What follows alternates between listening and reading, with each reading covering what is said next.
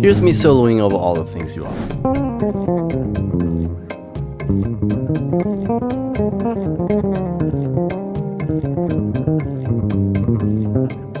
And here's what I was actually thinking about.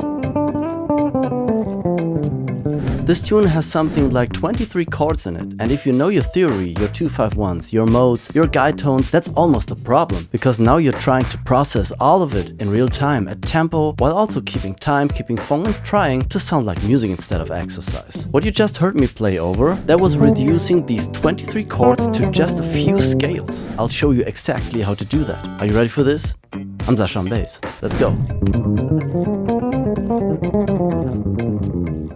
Quick thing before we dig in. I made a cheat sheet with the simplified chord and scale version of All the Things You Are. Print it, put it on your stand, solo over it. Scan the QR code here or grab the link below. Okay, let's build the skill. Let's take the busy one head on. All the Things You Are. Lots of key changes, chords flying by. The principle is simple. We find the few keys it actually lives in and play one scale per region instead of one chord per bar. First A section. It's a 6-2-5-1 in A flat, followed by its 4, D flat. But the tune is actually in F minor, the minor parallel of A flat. So you play the F natural minor, also called Aeolian scale, for the first 5 bars.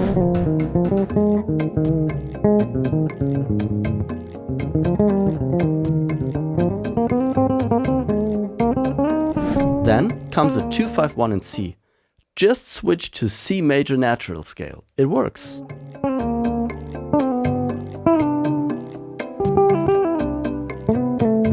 And look, playing over changes, switching chords and modes every single bar is genuinely hard. If you can't do it yet, that's frustrating. It's the kind of frustration that stops a lot of players from ever soloing on a standard or stepping up on the bandstand. If that is where you are right now, I really believe focusing on your phrasing instead is the easier way in. It lets you play a musical solo today, and that feeling is exactly what keeps you going, until one day the complex changes feel within reach too.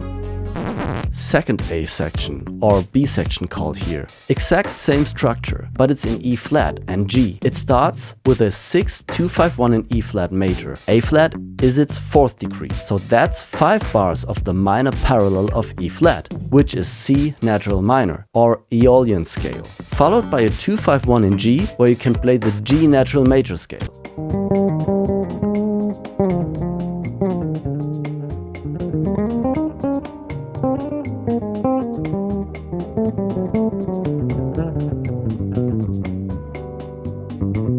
B section, or here called C section. We have a 2-5-1 in G, so you continue to play the G natural major scale again. Then a minor 2-5 that resolves to E major. On F sharp minor flat 5 and B7 flat 9, you can play E harmonic minor starting from B. Then resolve to the E natural major scale. Then comes a C augmented or C flat 13. Lead sheets vary on that chord, but what it is just a dominant function to its following tonic chord, F minor 7. So various easy ways to play here. C mixolydian flat 13 or F melodic minor, or you just skip that chord, that's no big deal. Last A section. It begins like the first one with a 6-2-5-1 in A flat, followed again by D flat major 7. So you can play F natural minor for the first 4 chords again, but from here it's a bit different. We get a D flat major 7 and D flat minor 7, or D flat minor major 7, depending on the version. Then a C minor 7 and a B diminished or half diminished. Here we have a descending guide tone line. Watch the thirds. D flat major 7, third is F. D flat minor 7, third is E. C minor 7, third is E flat. B diminished, third is D. A chromatic descending guide tone line, and that makes it easy to navigate. In the last bars, it gets easy again. We have a 2-5-1 in A flat, so just play F minor natural scale. The last bar of the tune is a 2-5 to F minor, so you could play F melodic minor there briefly.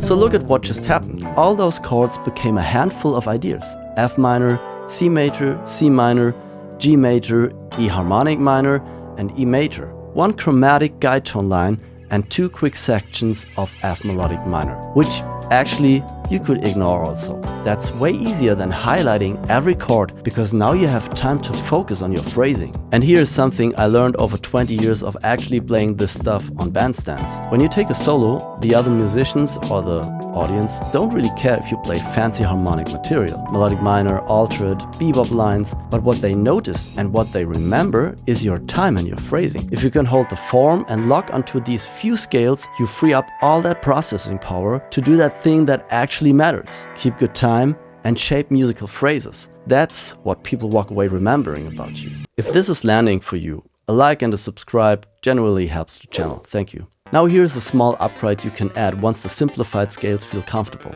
And it barely costs any extra brain power. While you're staying inside these major and minor scales, every now and then aim for the third of the chord that's actually happening underneath you. You don't change your thinking, you stay in the scale. You just let your line land on that one note that defines the chord. For example, when an F minor goes by, reach for the A flat, that's the third. Over a B flat minor, target the D flat. Over an E flat 7, find the G. Over an A flat major 7, land on the C. You're still inside the same scale you were already playing. You're not adding new theory.